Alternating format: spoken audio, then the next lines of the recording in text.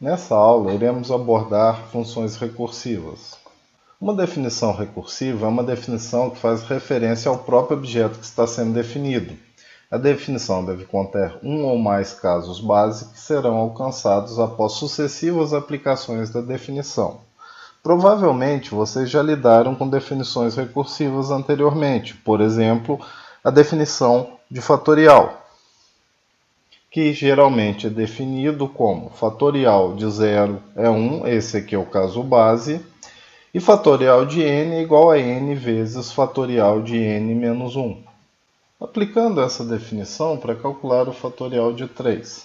Fatorial de 3 não casa com o caso base, então usamos a segunda definição. Fatorial de 3 é igual a 3 vezes fatorial de 2. Por sua vez, precisamos calcular agora o fatorial de 2. Usamos novamente a segunda definição. Fatorial de 2 é igual a 2 vezes fatorial de 1. Temos que usar novamente a definição de fatorial. Fatorial de 1 é igual a 1 vez fatorial de 0. Esta, por sua vez, casa com o caso base, e temos fatorial de 0, então, igual a 1. Então, o resultado de fatorial de 3 é 1 vezes 1 vezes 2 vezes 3, que é igual a 6. Note que se não existisse o caso base, teríamos uma definição circular que geraria um loop infinito se tentássemos aplicar essa definição sucessivamente. A definição de fatorial em Haskell é bastante similar. Vamos chamar de fat a função que calcula o fatorial. Então temos a declaração de que fatorial de 0 é igual a 1 e a declaração de que o fatorial de n é igual a n vezes o fatorial de n menos 1. A execução em Haskell segue o mesmo princípio que vimos anteriormente. Se aplicarmos a função fat em 3, 3 não casa com o primeiro padrão, casa com o segundo.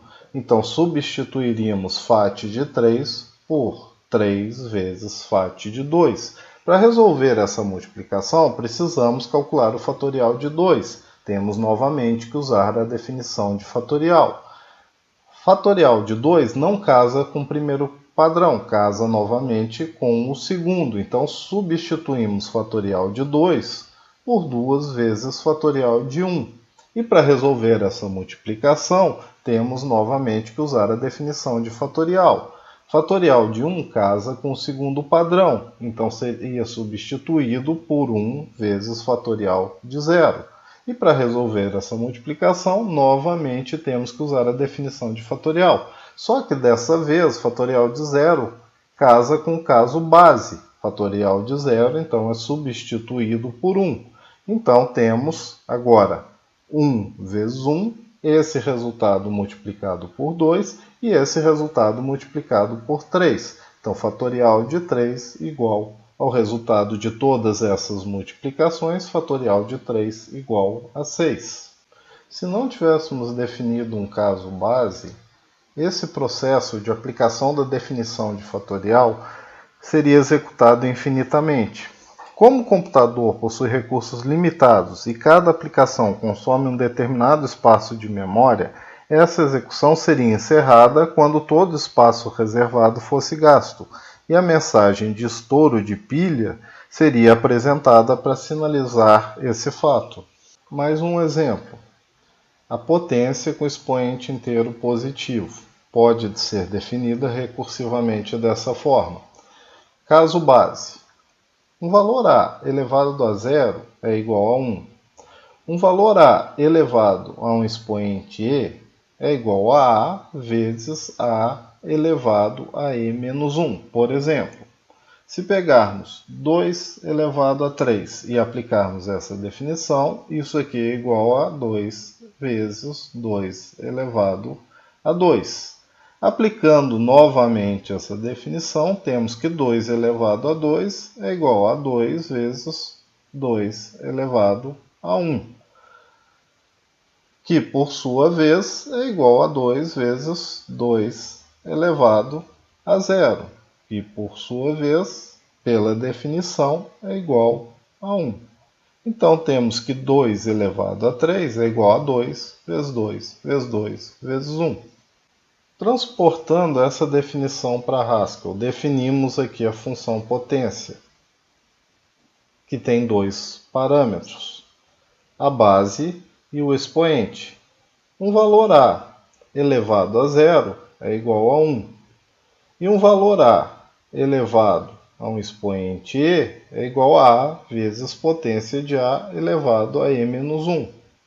Veja que no caso base, existe aqui o parâmetro A, porque essa função tem dois parâmetros formais, mas ele não é usado. Então podemos substituir essa variável A por sublinhado. O sublinhado indica que existe um parâmetro, mas naquela alternativa o valor desse parâmetro não é necessário. Aqui temos a execução da função potência aplicada sobre 2 e 3. Essa aplicação casa com o segundo padrão sendo substituída por 2 vezes potência de 2 e 2, que por sua vez é substituída por 2 vezes potência de 2 e 1, que por sua vez é substituída por 2 vezes potência de 2 e 0, e que casa com o caso base sendo substituído por 1. Então, o resultado dessa avaliação é 2 vezes 2 vezes 2 vezes 1. Exercitar a aplicação sucessiva de definições recursivas, da forma que eu venho fazendo, é fundamental no processo de aprendizagem. Então, quando fizerem suas próprias definições de funções, não deixem de fazer exercícios desse tipo. Vamos agora implementar o algoritmo de Euclides para o cálculo do máximo divisor comum entre dois inteiros. A ideia do algoritmo é bastante simples. Nesse exemplo, executamos o algoritmo para os valores 21 e 9, sendo 21 o valor da variável A e 9 o valor da variável B. O algoritmo irá executar até que as variáveis tenham valores iguais. A cada iteração, o valor da maior variável é substituído pelo seu valor menos o valor da menor. Então, nesse exemplo, temos a variável A com 21, variável B com 9. A variável A é maior, então na próxima iteração, o valor da variável A será substituído por 21 menos 9. Então temos A com um novo valor 12 e B permanece com o valor 9. Novamente, o valor da variável A é maior. Então na próxima iteração, o valor de A será substituído por 12 menos 9, que é 3. Agora, nessa iteração, o valor de A, que é 3, é menor do que o valor de B. Então, quem será substituído na próxima iteração será o valor de B e será substituído por 9 menos 3, que é 6. Permanecendo o valor de B maior do que o valor de A. Então, na próxima iteração, o valor de B é substituído por 3. E chegamos, então, num ponto em que as duas variáveis têm valores iguais. Então, 3 é o máximo divisor comum entre 21 e 9. Cada uma das iterações corresponderá a uma chamada recursiva da função, que irá calcular esse máximo divisor comum. Vamos agora formalizar o algoritmo, definindo uma função MDC que calcula o máximo divisor comum entre dois inteiros A e B. E para isso, vamos analisar todas as situações que ocorreram durante a execução do algoritmo, começando pelo caso base, o caso de parada. Esse algoritmo encerrou quando os valores de A e B forem iguais. E nesse caso, o resultado pode ser tanto o valor de A quanto o valor de B. Então, definimos nosso primeiro caso de execução do algoritmo, o caso base. Se A for igual a B, retornamos a A. Uma outra situação que vimos ocorrer é que o valor de A pode ser maior do que o valor de B. E nesse caso, vamos repetir todo o processo trocando o valor de A e mantendo o valor de B, trocando o valor de A pelo valor do A anterior menos o valor de B. Então, definimos o próximo caso do nosso algoritmo. Se A for maior que B, executamos o processo substituindo o valor de A por A menos B e o valor de b permanecendo o mesmo. Uma outra situação que vimos ocorrer é quando o valor de b é maior do que o valor de a. Nesse caso, mantivemos o valor de a e trocamos o valor de b. Trocamos o valor de b pelo quê? Pelo valor de b anterior menos o valor de a. Então temos nosso terceiro caso de execução. Se b for maior do que a, repetimos o processo mantendo o valor de a e substituindo o valor de b por b menos a. Uma vez entendido o funcionamento do algoritmo, vamos partir para a definição da função MDC em Haskell. A função MDC tem dois parâmetros formais, que chamamos de A e B, e ela pode ser implementada com duas expressões if aninhadas. Fazemos primeiro um teste, se A é igual a B, e nesse caso retornaríamos A. Caso contrário, temos que testar se A for maior que B, e nesse caso faremos uma chamada recursiva de MDC, passando A menos B como primeiro parâmetro e B como segundo. Caso B seja maior que A, esse teste de falso, então chamamos a função MDC, passando como primeiro parâmetro o valor de A e como segundo parâmetro o valor de B menos A. Mas podemos tornar essa implementação mais próxima da definição que fizemos do algoritmo. A sintaxe de Haskell é inspirada na notação que normalmente usamos na matemática. Talvez por isso Haskell tenha a sintaxe mais elegante que a maioria das linguagens de programação. Nessa nova definição, usaremos uma construção sintática chamada de guardas. As guardas são expressões lógicas ou relacionais que, quando satisfeitas, têm como consequência o retorno da expressão imediatamente posterior à guarda.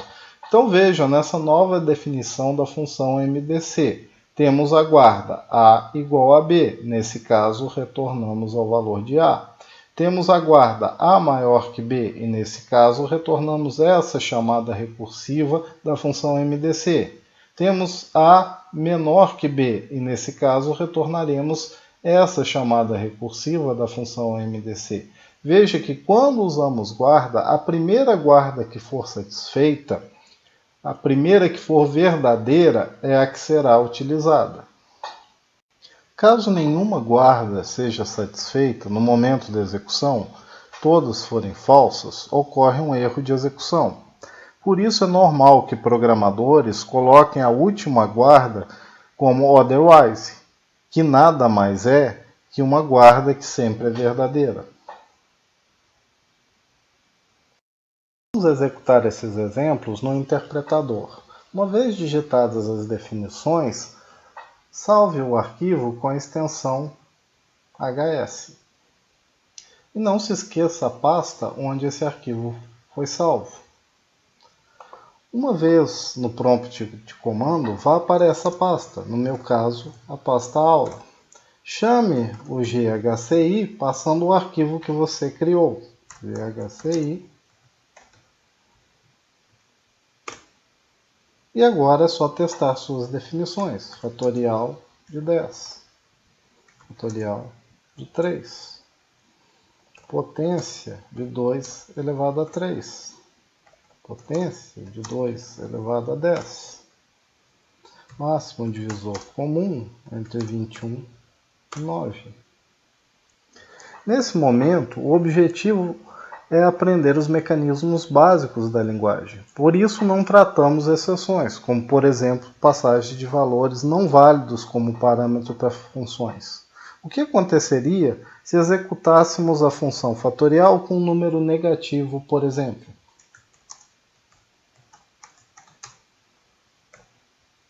Nesse caso, o caso base nunca seria atingido e a função executaria até que todos os recursos do computador sejam esgotados, nesse caso, a memória.